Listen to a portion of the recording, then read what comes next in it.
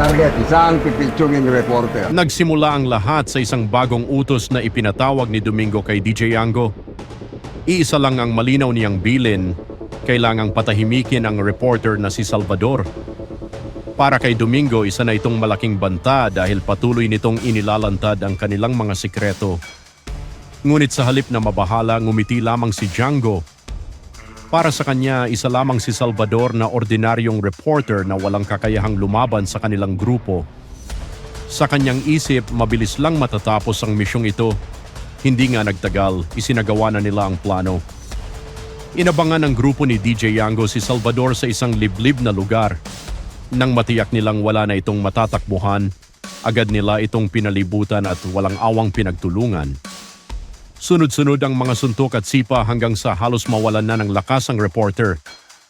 Mukhang wala ng pag-asang makaligtas si Salvador, ngunit sa mismong sandaling iyon, isang hindi inaasahang tao ang dumating. Walang iba kundi si Gabo. Hindi siya nagdalawang isip na sumugod upang iligtas si Salvador. Nagulat ang grupo ni DJ Yango sa bigla niyang paglitaw. Sa halip na umatras, buong tapang niyang hinarap ang mga kalaban. Handa siyang makipagsagupaan para mailigtas ang reporter sa tiyak na kapahamakan. Samantala, may isa namang lihim na revelasyon ang naganap, palihim na isinumbong ni Pia kay makaraig ang operasyon ni na Samantha laban kay Mr. Chan. Wala ni katiting na ideya si Samantha na nalaman na ng kanilang superior ang kanilang sikreto. Dahil dito nagngit-ngit sa galit si Makaraig. Hindi niya matanggap na kumilos ang kanyang mga tauhan nang hindi man lamang humihingi ng pahintulot. Sa kabilang panig, matagumpay namang nakaharap ni Samantha si Mr. Chan. Ngunit sa halip na agad ibigay ang impormasyong kailangan niya, isang kakaibang kondisyon ang iniharap ng negosyante. Ayon kay Mr. Chan, handa niyang sabihin ang lahat tungkol sa mga gold bar na hinahanap ni Samantha, ngunit may kapalit. Kailangan muna siyang samahan ni Samantha sa isang date. Dahil sa hindi inaasahang alok, sandaling natigilan si Samantha. Hindi niya alam kung seryoso ba si Mr. Chan o isa lamang itong paraan upang subukan ang kanyang pasensya. Ngunit bago pa man niya mapag-isipan ang isasagot, isang panibagong kaguluhan ang biglang sumabog. Dumating ang mga armadong tauhan ng pamilya Zafra at walang anumang babala ay agad silang umatake. Sa loob lamang ng ilang segundo, nauwi sa matinding bakbakan ang buong lugar. Kasabay nito, eksaktong dumating rin si Gabo. Muli niyang ipinakita ang kanyang husay sa pakikipaglaban habang isa-isang pinababagsak ang mga kalaban na humaharang sa kanyang daraanan. Hindi rin nagpahuli si Samantha.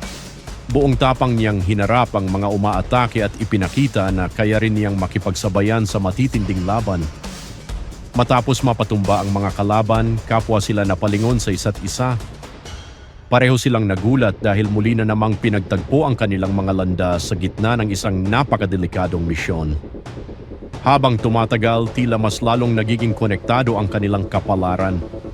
Sa kabilang banda, matagumpay na nailigtas ni Gabo si Salvador mula sa grupo ni DJ Yango. Ngunit malinaw na hindi pa rito nagtatapos ang kaguluhan. Habang patuloy na umiinit ang labanan ng magkabilang panig, mas lalo ring lumalalim ang mga lihim at mga planong nakatago sa likod ng bawat misyon. At sa muling pagtatagpo ni Gabo at Samantha, isang bagay ang malinaw, mas magiging mabigat, mas mapanganib, at mas puno ng aksyon ang mga susunod na kabanata. Kung excited ka sa mga susunod na eksena, huwag kalimutang i-like ang video, mag-subscribe sa channel, at pindutin ang notification bell para hindi ka mahuli sa bawat bagong update. Maraming salamat sa panonood at magkita-kita tayong muli sa susunod na kwentuhan.